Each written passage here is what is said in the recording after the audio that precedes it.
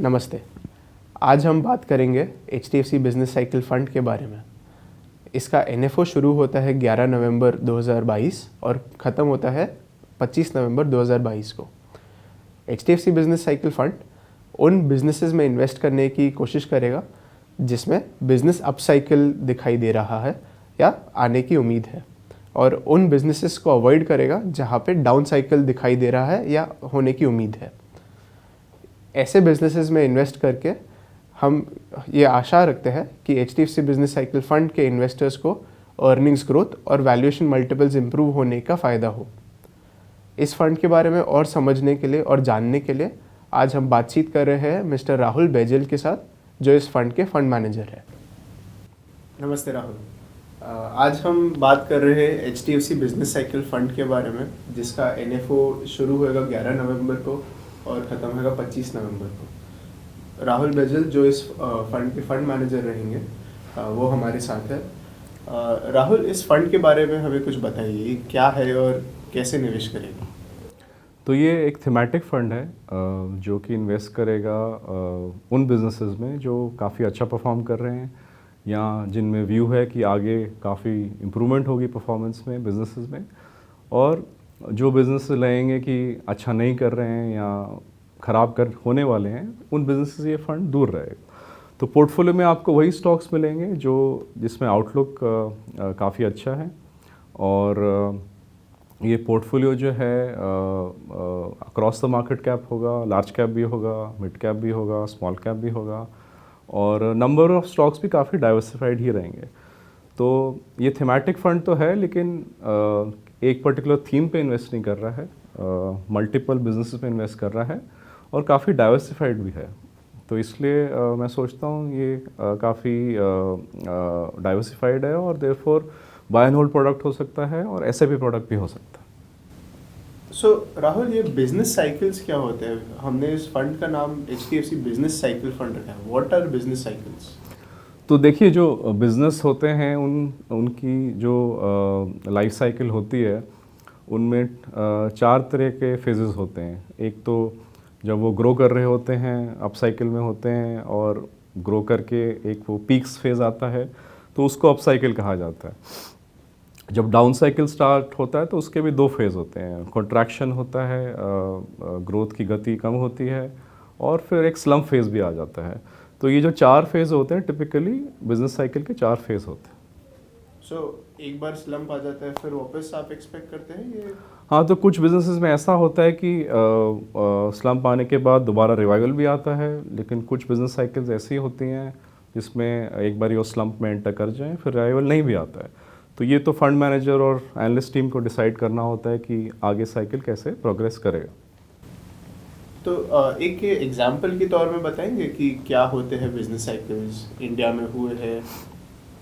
Sure. तो India में business cycles काफ़ी सेक्टर्स में हुए हैं, एंड अगर मैं पिछले 15-20 साल देखूं तो 2 साइकिल दिमाग में क्लियरली आते हैं। एक तो लोकली जो कैपेक्स साइकिल है, जो कंपनीज इन्वेस्ट करती हैं इन सेटिंग अप फैक्ट्रीज़, चाहे वो प्राइवेट सेक्टर हो या पब्लिक सेक्टर हो। अगर आप प्राइवेट सेक्टर देखें तो 2003 से 2010 एक बहुत ही स्ट्रॉन्ग फेज़ आया था, जब बहुत ज़्यादा इन्वेस्टमेंट्स हुई थी बैलेंस शीट से प्राइवेट सेक्टर में। बट 2011 से 2020 तक करीब 9 साल वो इन्वेस्टमेंट काफ़ी स्लो डाउन हो गई थी, तो वो डाउन साइकिल चला है काफ़ी लंबा।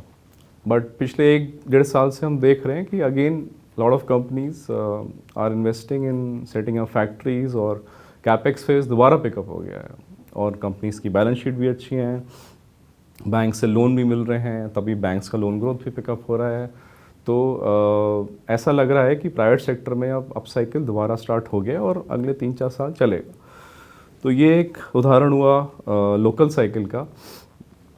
बाकी आप ग्लोबली देखेंगे तो जैसे फार्मा सेक्टर है, फार्मा सेक्टर में इंडियन कंपनीज़ यूएस में काफ़ी दवाइयाँ बेचती हैं, तो वहाँ पे जो जेनेरिक्स इंडस्ट्री है, जिसको हम यूएस जेनेरिक्स इंडस्ट्री कहते हैं, उसमें भी एक बहुत बड़ा अपटर्न रहा 2005 से 15 के बीच में, जहाँ पे इंडियन कंपनीज़ ने काफ़ी पार्टिसिपेट करा, काफ़ी मुनाफा कमाया। बट उसके बाद काफ़ी डाउनटर्न चल रहा है, बिकॉज़ कुछ सेक्टर डेवलपमेंट्स हुई यूएस में, जिसकी वजह से डाउन साइकिल स्टार्ट हुआ।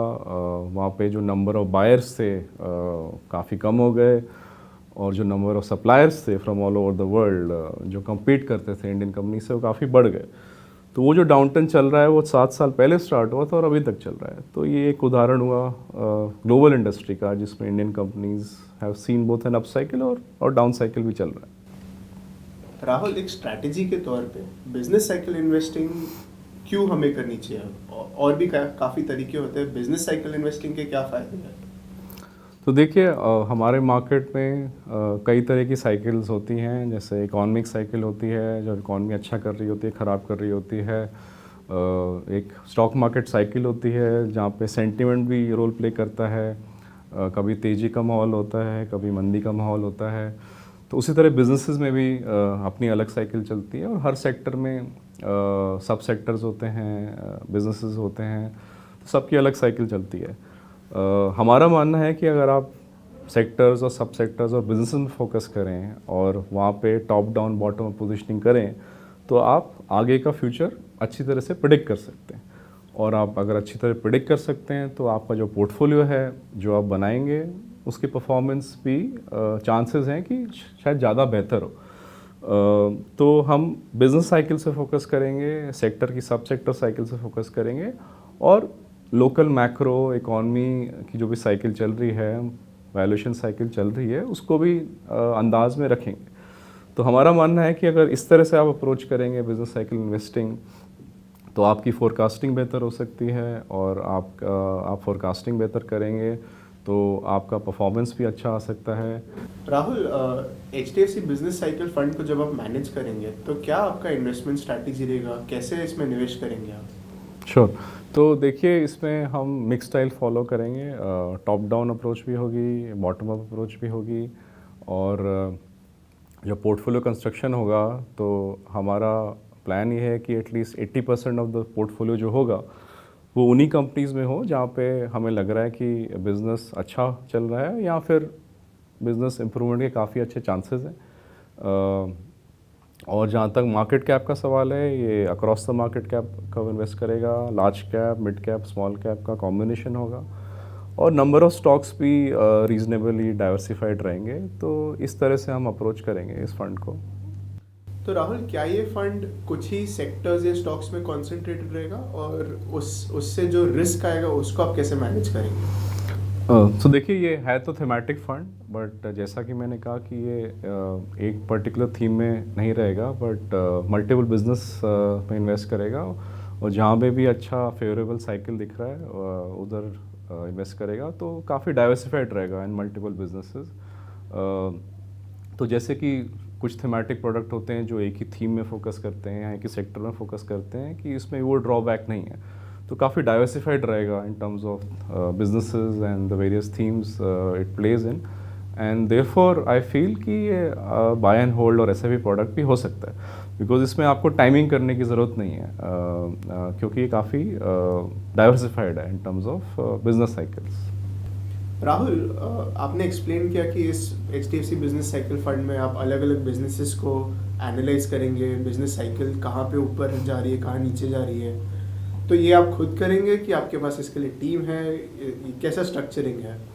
तो देखिए, जैसे मैंने कहा था कि ये मिक्स अप्रोच फॉलो होगी, टॉप डाउन अप्रोच भी होगी, बॉटम अप भी होगी।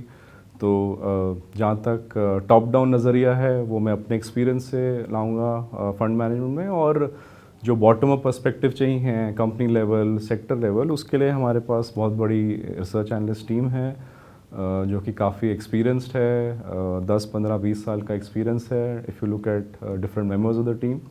सो आई थिंक दी जो टीम में डेप्थ है और विड्थ ऑफ एक्सपीरियंस है, it's a big strength, and I think in a collaborative manner is how we'll approach in terms of identifying the business cycles. So we experience है पिछले 10, 15, 20 साल का देखने का, और आगे का समझने का किस तरह से पैन आउट होगा कोलैबोरेटिव मैनर में, based on different businesses estimate करा जाएगा। राहुल, आप बता सकते हैं कि अब तो ये कैटेगरी हो गई है, हमने देखा है कि काफ़ी फंड्स आ गए हैं बिजनेस साइकिल फंड नाम से, और काफ़ी बड़ी तादाद में भी लोगों ने इसमें इन्वेस्ट किया है। HDFC बिजनेस साइकिल फंड जो इसके पहले आए हुए बिजनेस साइकिल फंड है उनसे कैसे अलग है? तो आपने सही कहा, ये कैटेगरी में काफ़ी लॉन्चेस हो रहे हैं, स्पेशली पिछले साल और इस साल आप करीब 6 स्कीम्स हो गई हैं जहाँ तक मेरे को पता है। तो सब फंड्स की अलग अलग पोजीशनिंग है, हमारी भी अलग पोजीशनिंग है। आई थिंक अगर मैं दूसरे फंड्स को देखूं तो ज़्यादातर फंड्स जो मार्केट में हैं वो काफ़ी टॉप डाउन फोकस हैं। जैसा कि मैंने पहले कहा कि जो HDFC बिजनेस साइकिल फंड होगा उसका मिक्स स्टाइल होगा, जो टॉप डाउन और बॉटम अप में अच्छा बैलेंस रहेगा। तो आई थिंक ये एक डिफरेंस होगा versus many other funds in the market. तो ये जो HDFC बिजनेस साइकिल फंड है, ये किस तरीके के निवेशक को इसमें इन्वेस्ट करना चाहिए? एक निवेशक को जब इन्वेस्ट कर रहा है तब क्या सोचना चाहिए इस फंड के बारे में? तो जैसा कि मैंने कहा, ये थीमेटिक फंड है, लेकिन इसमें टाइमिंग करने की ज़रूरत नहीं है, क्योंकि ये काफ़ी डाइवर्सिफाइड है in terms of number of themes and business cycles it will play, diversified across the market cap curve and reasonable number of stocks also. तो इसलिए इसको बाय एंड होल्ड प्रोडक्ट की तरह देखा जा सकता है, SIP प्रोडक्ट की तरह देखा जा सकता है, बिकॉज ये एक पर्टिकुलर थीम या सेक्टर पे फोकस नहीं कर रहा है। तो आई थिंक जो भी निवेशक का medium to long term perspective है इस प्रोडक्ट को दे सकता है, and it can be a core holding in the allocation. So medium to long term मतलब 3 से 5 साल? हाँ जी, 3 से 5 साल का जो पर्सपेक्टिव है will be the right time horizon to look at this fund before investing. Rahul, आपने कहा ये एक थीमेटिक फंड है। हाउ डज एक बिजनेस साइकिल फंड बाकी थीमेटिक फंड से कैसे अलग होता है, उसके बारे में कुछ बता पाएंगे? तो देखिए, जो थीमेटिक फंड्स होते हैं एक पर्टिकुलर थीम पे होते हैं। ज़्यादातर जो सेक्टर फंड्स होते हैं वो जब इन्वेस्ट करते हैं उसी सेक्टर में इन्वेस्ट करते हैं, तो उनका काफ़ी रिस्ट्रिक्टिव इन्वेस्टेबल यूनिवर्स होता है। तो जो बिज़नेस साइकिल फ़ंड होते हैं उनका ऐसे कोई रिस्ट्रिक्टेड यूनिवर्स नहीं होता है। जैसे जो बेंचमार्क होता है, जैसे CNX 500, उसमें सब सेक्टर्स हैं। तो these funds can just pick and choose जो सेक्टर्स, सब सेक्टर्स, बिजनेसेस अच्छा कर रहे हैं उन्हीं में थोड़ा पोजीशनिंग ज़्यादा करें, और जहाँ पे उनको लगता है कि businesses will not do well, दो सब sectors will not do well, वहाँ पे थोड़ा एग्रेसिवली दूर रहते हैं। तो थोड़ा ज़्यादा एक्टिव स्टाइल होता है, थोड़ा सेक्टर डिविएशन ज़्यादा होता है। तो ये काफ़ी डिफरेंट है versus fix theme kind of fund. And जैसा कि मैंने कहा, इसलिए इसको एक डाइवर्सिफाइड प्रोडक्ट की तरह भी देखा जा सकता है। राहुल, आप हमें बता सकते हैं आपके नज़रिए में आज का इंडियन इकोनॉमी कैसा दिख रहा है? मार्केट्स, इक्विटी मार्केट्स कैसे दिखाई दे रहे हैं? तो जहाँ तक इकॉनमी का सवाल है, आई थिंक ग्लोबली तो काफ़ी स्लो डाउन चल ही रहा है, और ऐसा लग रहा है कि अगले साल स्लो डाउन चलता ही रहेगा। कुछ कंट्रीज़ में रिसेशन भी आ सकता है, वेस्ट में, ऐसा इकोनॉमिक फोरकास्टर्स कह रहे हैं। तो इस एनवायरनमेंट में जो इंडिया है उसकी सिचुएशन एंड ग्रोथ आउटलुक तो अच्छा ही है। यहाँ पे भी थोड़ा स्लो डाउन होगा, but 5-6% growth with a 6-7% inflation is quite a good balance versus what is happening in the West. तो उस हिसाब से आई थिंक इंडिया में medium to long term perspective से जो फॉरेन इन्वेस्टर्स हैं उनका इंटरेस्ट जमा रहेगा, बिकॉज यहाँ की जो स्ट्रक्चरल ग्रोथ स्टोरी है वो इनफैक्ट और इस्टेब्लिश हो गई है in the minds of investors. तो मेरे हिसाब से तो India will remain one of the most attractive markets, जहाँ पे आप देखते रहेंगे कि जो फॉरेन इन्वेस्टर्स हैं वो इसको एड ऑन डिप्स की तरह ही देखेंगे। राहुल, हमारे साथ वक्त बिताने के लिए और HDFC business cycle fund explain करने के लिए बिग थैंक यू। जैसे कि हम जानते हैं, HDFC बिजनेस साइकिल फंड का NFO 11 नवंबर को शुरू होएगा और 25 नवंबर तक चलेगा। इस फंड को मैनेज करने के लिए मेरी खूब शुभकामनाएं, और थैंक यू आपका टाइम के लिए।